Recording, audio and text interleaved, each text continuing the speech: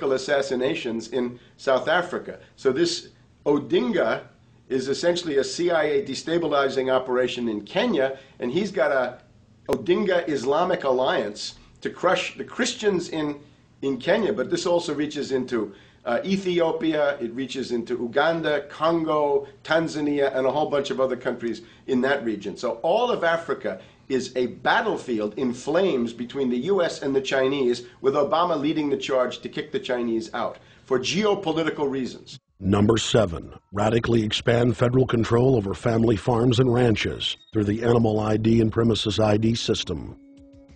Number 8, accelerate the merger of the United States with Canada and Mexico under the Security and Prosperity Partnership. He is also accelerating the transfer of remaining federal authority to unelected quasi-governmental bodies like the World Trade Organization. Number 9, Obama must convincingly play the part of the president and convince the people of the United States that the buck actually stops with him. This is critical to the globalist master plan, because in 4 to 8 years, Obama must take the blame, as Bush did, for the New World Order's horrific agenda. At that point, the elite will put a new puppet in the ceremonial seat of power and build him up as the savior, only to tear them down again. And so the process is repeated over and over. For their program to work, it is essential that the people not learn that the presidency is now nothing more than theater, because if they did, the people would stop looking at the pawns and start looking for the king. Through this system of deceit, the elite's criminal agenda can continue forever because the people waste all of their political energy debating the media spectacle instead of investigating the globalist agenda. Number 10, it's Obama's job to sell the public on globalist policies that aren't in the people's best interest. But the overlords have many salesmen. His most important function is to protect the criminal oligarchs from prosecution while they loot the economy worldwide, start new wars, and engage in torture. They're called Generation O, and they were the key to Barack Obama's White House win. During the campaign, Barack Obama used the internet like no other candidate before him, harnessing the energy of millions of his supporters. But the question now is, what to do with this young, eager, energetic army? This gives Barack Obama and his administration contact information for so many people, so next time he needs to push his legislation, he can contact all these people. Kennedy-esque. I feel as though this was like when John F. Kennedy was elected. Shouting, smiles, and tears. This is the best day of my life! It was the scope of Obama's victory that was most impressive. I saw a photograph of Obama playing basketball. And I said, you know what? I see him as a leader, and that's the world that's in his hands. Own a piece of history, commemorating the day the world changed forever. His confident smile and kind eyes are an inspiration to us all. In summation, Barack Obama is a Madison Avenue created fad. All of the crazed Obama worship, being pushed by the corporate media, is scientifically designed to capture the public in a net of peer pressure mass euphoria. If the New World Order can just distract the public for a few more years, the elite can finish constructing their police state control grid. Now, a lot of times, we don't want to know the issue. Right. We don't want to know the issue. We feel, what do you call this thing where you get this false sense of gratification, but because a black man is in office, everything's going to be all right. No, everything's not going to be all right. Yeah. Until you look into the agenda and what the Democratic Party has been about, is about, and will be about, regardless if Barack Obama is the president or not. And that's real. Barack Obama is the perfect Trojan horse. He makes the people feel like they finally have a place at the table, even as he betrays them. I won't have to worry about paying my mortgage. Oh, it's such a blessing to see you, Mr. President. Thank you for taking time out of your day.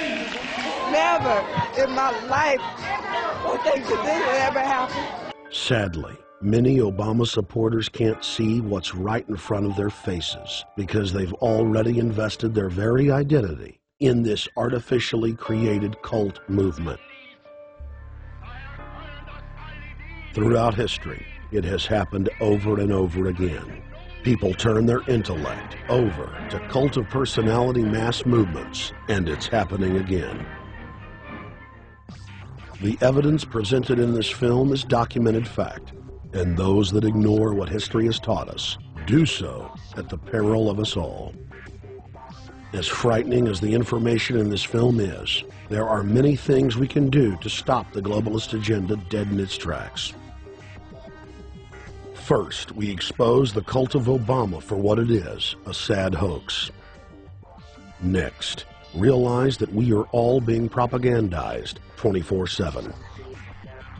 Investigate all information for yourself, be it political parties, the media, or this film. Be aware of the tricks that the elite use, like the staging of false flag terror attacks and other crises.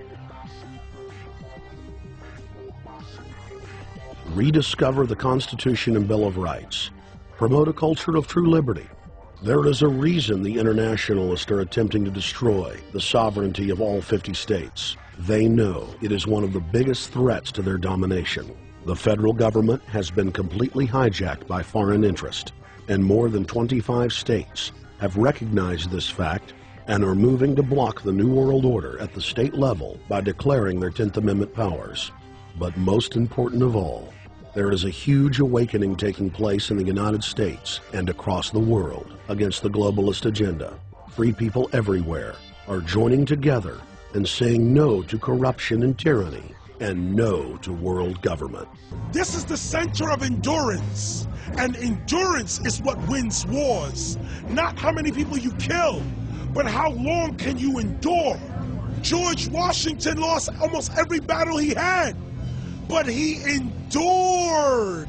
He out-endured the British, and that's how the battle was won, endurance.